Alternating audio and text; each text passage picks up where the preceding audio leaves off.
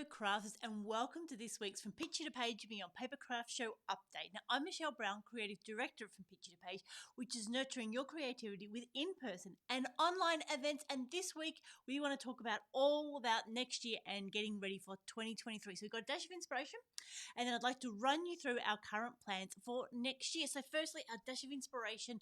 It is really hard sometimes at this time of year because sometimes we're really busy, but other times as things are slowing down, it does give us a chance to take a breath and start thinking about next year.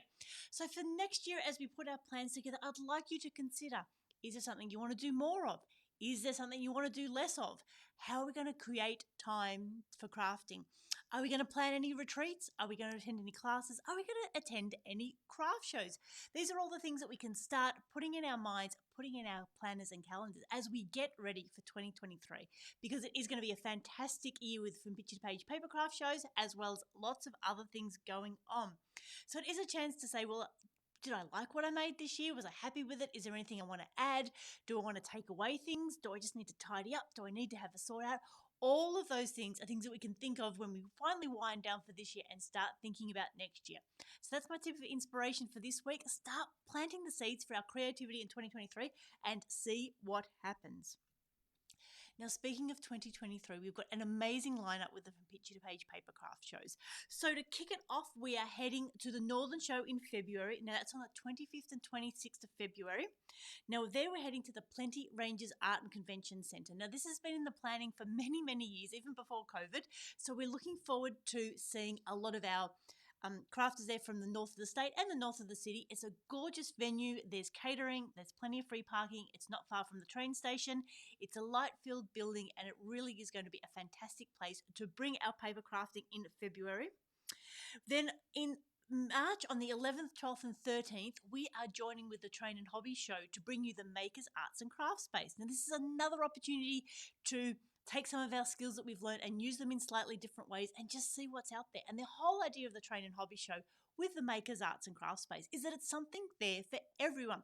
We can bring along our partners, bring along our kids, bring along our parents, bring along everyone, and just have a really fantastic day of creating, making things with our hands, and just having so much fun.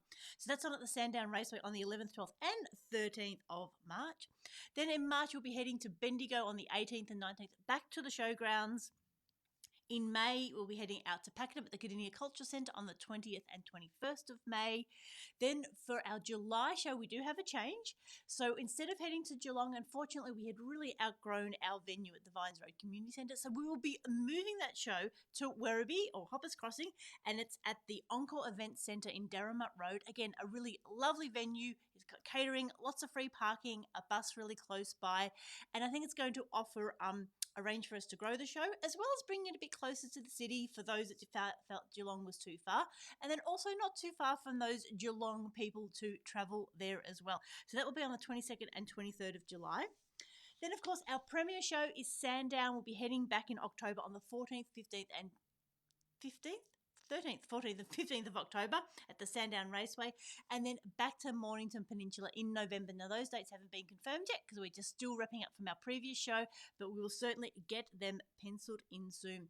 So we've got 6 Picture to Page shows, plus the Train and Hobby Show coming up, plus a whole heap of other things that we haven't quite finalised yet. There'll be some online shows. We're thinking about doing a buy, swap and sell, and there's some other surprises that will be on their way, and we will certainly let you know as soon as we have the details finalised. Now, a little note on ticketing prices. Again, we've done a big review for this year, and we've decided we will still continue our policy of having partners and kids under 16 free. That's really important for us to have our partners there to support us, and then also to continue to bring that next generation into craft. And there will then be a slight increase. So for the regional shows, Northern, Bendigo, Werribee and Peninsula, those ticket prices will be $15 for an adult. And then, of course, your loyalty coupons, your discount vouchers will give you that discount. And then Pakenham and Sandown will be $18 for the ticket for the day. So a slight increase, and we have really tried to keep our prices, both for the retailers and crafters, as reasonable as we can. And of course, the challenge is we've had so many challenges over the last few years that we have managed to hold our prices this year, and we'll just be adding that slight increase into 2023. So I hope that gives you a chance to get those dates into your diary, to start planning. Now, if you live further afield and haven't thought about attending one of these shows, put it in your diary. create a plan for a road trip or a trip to come and visit us, and we would certainly love to see you all there.